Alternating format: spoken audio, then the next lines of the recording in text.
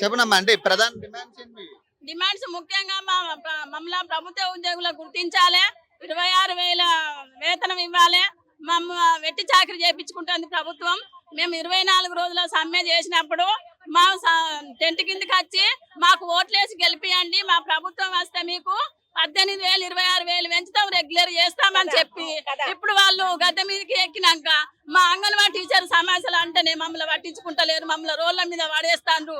ఆ retirement benefits కూడా 2 లక్షలు టీచర్కు ఆయకు 1,00,000 రూపాయలు ఇవ్వంటే సప్పుడు చేస్తలేరు. ఇంత మొండిగా కొట్లాడుతున్నారు కదా మరి మరి మరి అధికారుల నుంచి రెస్పాన్స్ రాలేదా? మరి లేదురా, ఏది వస్తలేదు. మమ్మల్ని ప్రతి పనికి వాడుకుంటారు.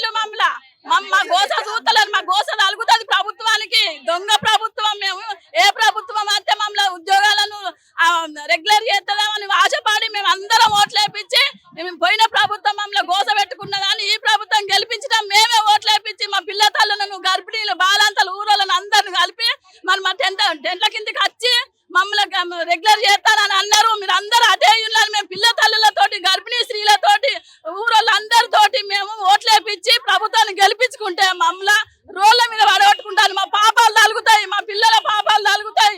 మేము లోపలికి కూడా వెళ్ళనివ్వని పరిస్థితి మిమ్మల్ని మరి లోపలికి కూడా వెళ్ళనివ్వట్లేదు. మరి ఎట్లా?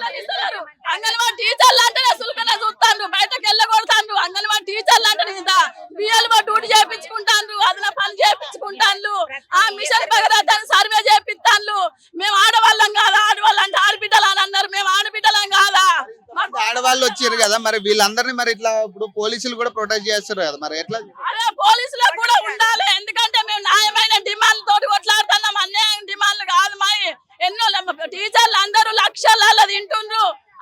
లక్షలలో జాబ్ వచ్చిన వాళ్ళు కనీసం టైం మెయింటైన్ చేస్తలేరు. మేము 9 నుంచి 4 వరకు సెంటర్లు ఉండాలి. తర్వాత 5కి గృహ సందర్శనకు పోవాలి.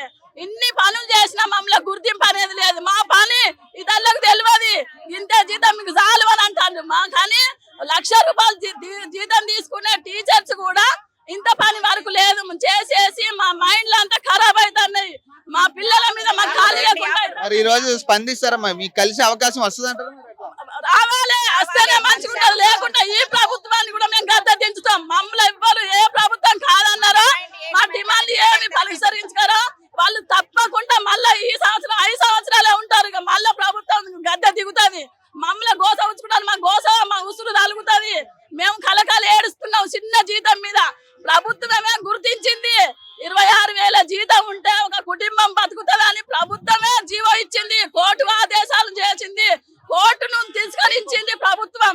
ఈ ప్రభుత్వాన్ని ఎట్లా నమ్ముడు? దొంగ ప్రభుత్వం. మేము అంటాం అంగన్వాడీ అంటేనే సులుకనగా, కానీ ఇంతమంది ఆడవాళ్ళని రోడ్డు మీద కూర్చునేలా చేస్తున్నారు. మరి ఇప్పుడు ఎట్లా చూడాలి? ప్రభుత్వము మా కష్టాలను గమనించి వాళ్ళు ఏదో ఒక కోరిక మేరకు మాకు ఏదన్నా మేము అనుకున్నది జీవో నెంబర్ 10ని రద్దు చేసి 2 లక్షల బెనిఫిట్ టీచర్కు ఆయాకు 1,00,000 రూపాయలు, తర్వాత 26,000 కనీస వేతనం ఇవ్వాలి, తర్వాత ప్రభుత్వ ఉద్యోగులకు గుర్తించాలి. ప్రతి అంగన్వాడీలో చేసేది మేము ప్రతి గర్భవతి 3 నెలలు గర్భవతిగా ఉన్నప్పుడు ఆమె డెలివరీ అయిన తర్వాత 3 సంవత్సరాల పాప వచ్చే వరకు, మళ్ళీ 3 సంవత్సరాలు నిండిన తర్వాత 6 సంవత్సరాల పాప అయిన తర్వాత స్కూల్లో జాయిన్ చేసే వరకే మేము వాళ్ళకు తల్లి బిడ్డల సంక్షేమం వాళ్ళకు చూస్తాం. కాబట్టి గవర్నమెంట్ మమ్మలను మా కష్టాలను గుర్తించి మేము ఒక 3 సంవత్సరాలు 30 నెలల పిల్లగాన్ని తీసుకొచ్చి మా స్కూల్లో వేస్తే వాడు లెట్రిన్ పైన బాత్రూమ్ పైన కడిగి వాడిని మంచిగా ఒక తల్లి కన్నా ఆలన పాలనగా చూసుకుంటాం. కాబట్టి గవర్నమెంట్ కు మేము ఒక తల్లి అని అమ్మ మాట అంగన్వాడీ బడిబాట అని మమ్మలను అంటుండరు కదా, అదే విధంగా మమ్మల్ని కూడా గవర్నమెంట్ ఒక తల్లిలాగా గుర్తించి మాకు కనీస వేతనం 26,000 ఇవ్వాలని 65 సంవత్సరాలు నిండక ముందు 61 సంవత్సరం అయిన తర్వాత చెయ్యలేని వాళ్ళకు కండ్లు కనపడటం లేదని దాని కూడా ఒక ఆరోగ్య పరిస్థితిని గుర్తించి కూడా రిటైర్మెంట్ బెనిఫిట్ ఇవ్వాలని గవర్నమెంట్ లోపలికి వెళ్ళనిచ్చే పరిస్థితి ఉందా? మిమ్మల్ని మరి కమిషనర్ కలిసే పరిస్థితి ఉందా? ఇంకా వచ్చే జనాలు ఉన్నారు. అందరు వచ్చిన తర్వాత మేము గేటులు దొబ్బుకొని లోపలికి వెళ్ళే పరిస్థితి ఉన్నది. మాకు అంత హక్కు ఉన్నది. మేము పోయేంత హక్కు. వాయిస్ కూడా వినిపించే పరిస్థితి లేదు కదా మరి లోపల? కమిషనర్ కలిసే పరిస్థితి లేదు కదా మరి? మేము వెళ్తాం గేటు తీసుకొని అందరు వచ్చినాక రాష్ట్ర వ్యాప్తంగా కమిషనర్ బయటకు రాకుంటే మేమే లోపలికి వెళ్ళి మా సమస్యలు తెలియజేస్తాం.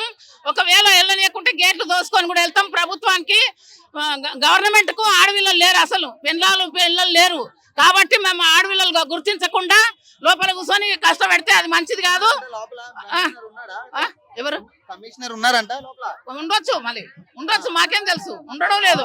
ఆ, ఇంత జరుగుతుంటే బయటికి రావాలి. బయటికి రావాలి అంటే రారు. ఎందుకు రావట్లేదు అది మేము కూడా మా సత్తా ఏందో చూపిస్తాం బయటకు వచ్చేంత వరకు. టిఆర్ఎస్ ఉన్నప్పుడేమో కాంగ్రెస్ వాళ్ళు వచ్చి మద్దతు ఇస్తారు. కాంగ్రెస్ వచ్చింది కదా, ఎవరు ఏమంటలేరు.